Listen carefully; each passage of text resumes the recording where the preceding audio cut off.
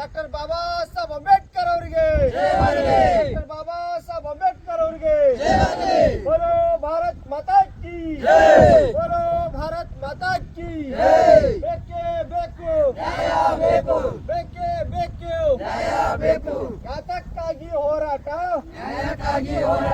ಬೇಕೇ ಬೇಕು ಜೈಗೀರ್ ಶೆಲ್ಲೂರಿಗೆ ನಾ ಕ್ರೈಸ್ತ ಸಭೆ ಇಸ್ಲಾಂಪುರ ಮಾತಾಡುತ್ತಾ ಇದ್ದೀನಿ. ಈ ಕುಣಗೇರಿಗೆ ಸರ್ 25 ಲಕ್ಷ ಬಂದದ.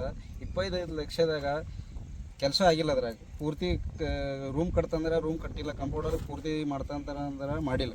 5-6 ಲಕ್ಷದ ಕೆಲಸ ಮಾಡ್ಯಾರ. 25 ಲಕ್ಷ ಪೂರ್ತಿ ಅಮೌಂಟ್ ಬಂದದ, ಖರೆ ಕೆಲಸ ಆಗಿಲ್ಲ ಪೂರ್ತಿ. ನಮಗೆ ಇದರಿಂದ ನ್ಯಾಯ ಬೇಕು. ಅದು ಏನದ ಅಂದ್ರೆ ಸರ್ ಎಲ್ಲರೂ ಏನಾದ್ರೆ ನಾ ಮಾಡಿದ ಅಂತಾರೆ 10 ಮಂದಿದು ಹಿಂದೆ ಇದರಿಂದ ಯಾರಿಗೆ ಏನು ತಿಳಿದಿಲ್ಲ ಸರ್.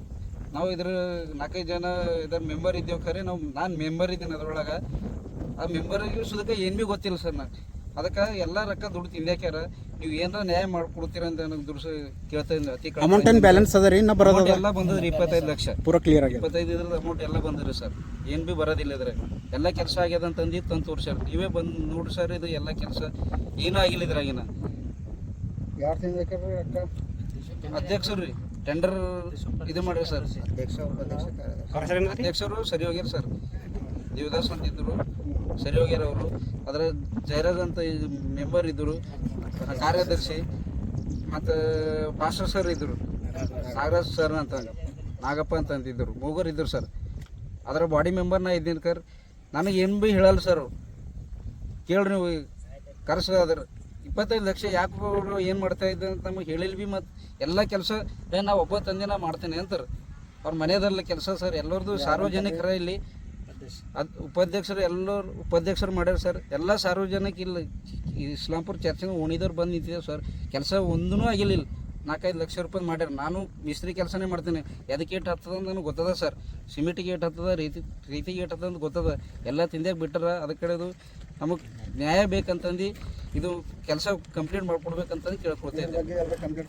ಕಂಪ್ಲೀಟ್ ಸಂಜು ಜಾದವ್ ಬಲ್ಲಿ ಭೇಟಿಯಾಗಿದ್ದೇವೆ ಸರ್. ಮತ್ತು ಜಿಲ್ಲಾಧಿಕಾರಿ ಭೇಟಿಯಾಗಿದ್ದೆವು. ಅಲ್ಪಸಂಖ್ಯಾತರು ಭೀ ಇದಾಗಿದ್ದೇವೆ ಸರ್. ಏನು ಹೇಳ್ಯಾರ? ನಮ್ಮ ಬರ್ತೀನಿ ತನಿಖೆ ಕೂಡಿಸ್ತೀನಿ ಅಂತಂದ್ರೆ ತನಿಖೆ ಬಂದಿಲ್ಲ ಸರ್. 2-3 ಸಲ ಹೋಗಿದ್ದೆವು ತನಿಖೆಗೆ. ಮತ್ತು DS ಸಾಬ್ರ ಬಳಿ ಹೋಗಿದ್ದೆವು.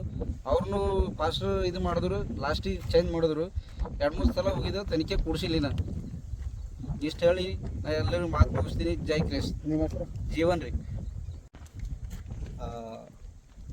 ಈ ಮಧ್ಯಾಹ್ನ ಸಮಯದಲ್ಲಿ ನಮ್ಮ ಮಾಧ್ಯಮ ಮಿತ್ರರಿಗೆ ಇಲ್ಲಿ ಬಂದಿದ್ದಕ್ಕಾಗಿ ನಾವು ತುಂಬ ಧನ್ಯವಾದ ಹೇಳ್ತೀನಿ.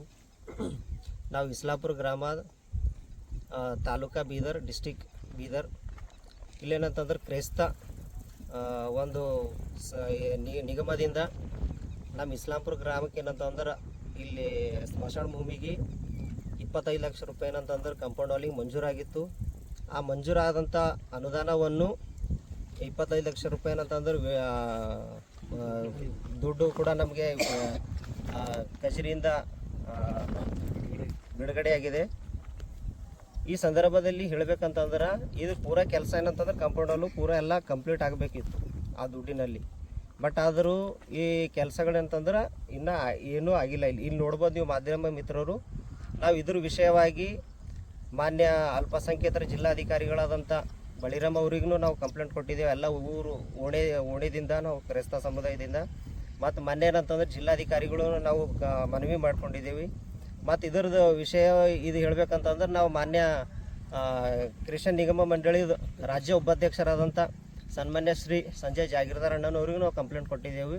ಅವ್ರಿಗೂ ಭೇಟಿಯಾಗಿದ್ದೆವು. ಅವ್ರನ್ನ ಅಂತಂದ್ರೆ ನಾನು ತನಿಖೆ ಕೊಡಿಸ್ತೀನಿ ಅಂತ ಹೇಳಿದ್ದಾರೆ. ದಯಮಾಡಿ ನಮ್ಮ ಊರಿಗೆ ಬಂದಂಥ ಅನುದಾನವನ್ನು ಸರಿಯಾದ ರೀತಿಯಲ್ಲಿ ಬಳಕೆ ಆಗಿಲ್ಲ. ಇಲ್ಲಿ ಪೂರ ಅವ್ಯವಹಾರವಾಗಿದೆ.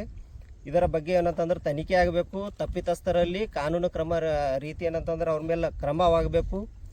ಇಲ್ಲ ಅಂತಂತಂದ್ರೆ ಅವು ದುಡ್ಡು ಏನಂತಂದ್ರೆ ನಿಮ್ಮಿಂದ ಏನು ಕರೆಕ್ಟಾಗಿ ಕೆಲಸ ಆಗಿಲ್ಲ, ಎಷ್ಟರದಾಗಿದೆ ಅಷ್ಟ್ರದ್ದು ಇದು ಮಾಡ್ಕೊಂಡು ಬಾಕಿ ದುಡ್ಡು ಏನಂತಂದ್ರೆ ನಮ್ಮದು ಸಂಸ್ಥೆಗೆ ಏನಂತಂದ್ರೆ ಒಪ್ಪಿಸ್ಕೊಡ್ಬೇಕು ನೀವು ಅಂಥೇಳಿ ನಾವೇನಂತಂದ್ರೆ ಆಗ್ರಹ ಮಾಡ್ತಾಯಿದ್ದೀವಿ. ಇಲ್ಲಿ ಇಡೀ ನಮ್ಮ ಕ್ರೈಸ್ತ ಓಣಿ ಜನರು ಎಲ್ಲರೂ ಇಲ್ಲಿ ಬಂದಿದ್ದಾರೆ. ನಾವೆಲ್ಲರೂ ಕೂಡ ಆಗ್ರಹ ಮಾಡ್ತಾಯಿದ್ದೀವಿ. ಎಲ್ಲರ ನಾವೇನು ಒಬ್ಬರು ಇಬ್ಬರು ಕೂಡಿ ನಾವೇನು ಇದು ಮಾಡ್ತಾಯಿಲ್ಲ. ಎಲ್ಲರೂ ಓಣಿದವ್ರು ಎಲ್ಲರೂ ಕುಂತು ಇದಕ್ಕೇನಂತಂದ್ರೆ ನಾವು ಮುಂದಿನ ಬರ್ತಕ್ಕಂಥ ಅನುದಾನಗಳಲ್ಲಿ ಕೂಡ ಮತ್ತು ಈಗ ಏನಂತಂದ್ರೆ ಇದು ಬಿಡುಗಡೆ ಆಗಿದಂಥ ಅನುದಾನವನ್ನು ಕರೆಕ್ಟಾಗಿ ಯುಟಿಲೈಸ್ ಆಗಿಲ್ಲ. ಇದ್ರ ಬಗ್ಗೆದಾಗ ತನಿಖೆ ಆಗಿ ತಪ್ಪಿತಸ್ಥರ ಮೇಲೆ ಕ್ರಮ ಆಗಬೇಕಂತೇಳಿ ನಮ್ಮದು ಆಗ್ರಹ ಅದ.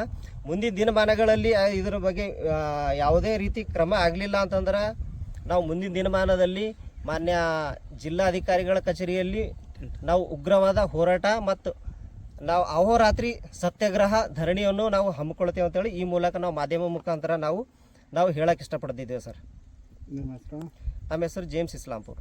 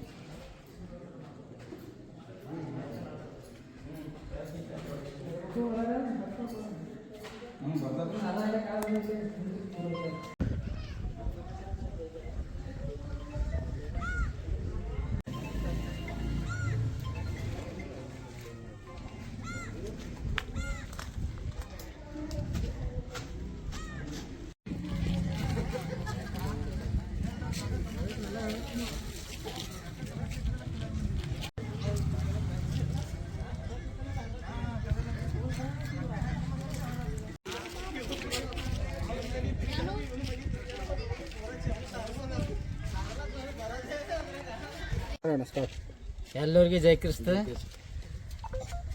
ನಮ್ಮೂರು ಇಸ್ಲಾಂಪುರ ತಾಲೂಕು ಜಿಲ್ಲಾ ಬೀದರು ಯರನಾಳಿ ಪಂಚಾಯತ್ ವ್ಯಾಪ್ತಿಯಲ್ಲಿ ಬರ್ತದೆ ಇಸ್ಲಾಂಪುರ.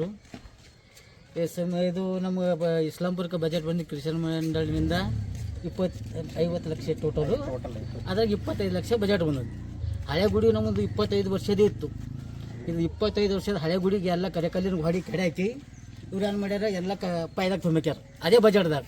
ಅದು ಇದ್ದಿನ ಗುಡಿ ಭೀ ಹಾಳು ಮಾಡ್ಯಾಕಿದ್ರು ಮತ್ತು ಹೊಸ ಗುಡಿ ಭೀ ಏನು ಸರ್ಕಾರದಿಂದ ರೊಕ್ಕ ಬಂದಿತ್ತಲ್ಲ ಬಜೆಟು ಅದು ಭೀ ಹಾಳು ಮಾಡ್ಯಾಕಿದ್ರು. ಒಟ್ಟಿನಾಗ ನಮ್ಮ ಊರಿಗೆ ಇದ್ರ ಕಾರ್ಯದರ್ಶಿ ಉಪಾಧ್ಯಕ್ಷರು ದಿವಸ ಇದ್ರು, ಅವ್ರು ಜೊತೆಗ್ಯಾರ. ಮತ್ತು ಉಪಾಧ್ಯಕ್ಷರು ನಾಗರಾಜ್ ಪಾಸ್ಟರ್ ಇದ್ದರು, ಕಾರ್ಯದರ್ಶಿ ಜಯರಾಜ್. ಇವರೆಲ್ಲರೂ ಕಲ್ತು ನಮ್ಮ ಚರ್ಚೆ ಎಲ್ಲ ಹಾಳು ಮಾಡ್ಯಾಕ್ಯಾರ. ಇದಕ್ಕೆ ದುರಸ್ತಿ ಮಾಡ್ಕೊಡ್ಬೇಕಂತಂದು ಸರ್ಕಾರದಲ್ಲಿ ಮನೆ ಮಾಡ್ಕೊತೇವೆ ಅಂತಂದು ಆಮೇಲೆ ತನಿಖೆ ಮಾಡಬೇಕು. ಎಲ್ಲರಿಗೂ ನಾವು ಇದಕ್ಕೆ ಸೋಷಿಯಲ್ ವೆಲ್ಫೇರ್ ಆಫೀಸ್ಗೆ ಭೀ ಅರ್ಜಿ ಕೊಟ್ಟಿದ್ದೇವೆ ಸರ್. ನಮ್ಮ ಕ್ರಿಶ್ಚಿಯನ್ ಅಲ್ಪಸಂಖ್ಯಾತರು ಕೊಟ್ಟೆವು ಮತ್ತು ಡಿ ಸಿ ಅವರಿಗೆ ಕೊಟ್ಟೆವು. ಇದ್ರ ಬದಾಗ ಏನೋ ತನಿಖೆ ಆಗಿಲ್ಲ. ಮುಂದೆ ತನಿಖೆ ಮಾಡಬೇಕು ಅಂತಂದು ನಮ್ಗೆ ನ್ಯಾಯ ದೊರಕಿಸ್ಕೋಬೇಕಂತ 2 ಮಾತು ಹೇಳಿ ಮುಗಿಸ್ತೇನೆ. ನನ್ನ ಹೆಸರು ರಾಜಪ್ಪ, ಇಸ್ಲಾಂ ಮಾಜಿ ಅಧ್ಯಕ್ಷರು ಯರನಾಳಿ ಪಂಚಾಯತ್. ಜೈ ಹಿಂದ್, ಜೈ ಕರ್ನಾಟಕ. ಜೈ ಕ್ರಿಸ್ತ್ರಿ. ನಾವು ಇಸ್ಲಾಂಪುರ್ ಬೀದರ್ ಜಿಲ್ಲೆಯಿಂದ ಮಾತಾಡಿದ್ದೀವಿ ನಾವು. ಯಾಕಂದ್ರೆ ನಮ್ಮದು ಗೌರ್ಮೆಂಟ್ದು ನಮಗೆ ಸೆನ್ಷನ್ ಆಗಿತ್ತು 50 ಲಕ್ಷ ರೂಪಾಯಿದು. ಆದ್ರೆ ಹಳೆ ಚರ್ಚ್ ಒಂದು 25 ವರ್ಷದಿಂದ ಇತ್ತು ಅಂತೇಳ್ರಿ. ಅದನ್ನು ಕೆಡಿಸಿ ಅವೇ ಬೇಸ್ಮೆಂಟು ಈ ಚರ್ಚಿಗೆ ತುಂಬಿ ಏನು ಕೆಲಸ ಮಾಡ್ಯಾರ. ಅದರಲ್ಲಿಂದು ನಮಗೇನು ಉಪಯೋಗ ಆಗಿಲ್ಲ, ಏನಿಲ್ಲ. ಅದರಿಂದ ನಮಗೆ ನುಕ್ಸಾನ್ ಆಗ್ಯದ ಖರಕ್ಕೆ ಲಾಭ ಆಗಿಲ್ಲ ಅಂತೇಳ್ರಿ. ಯಾಕಂದ್ರೆ ಅದು ಎಷ್ಟು 25 ಲಾಖ ರೂಪಾಯಿದು ಸ್ಯಾಂಕ್ಷನ್.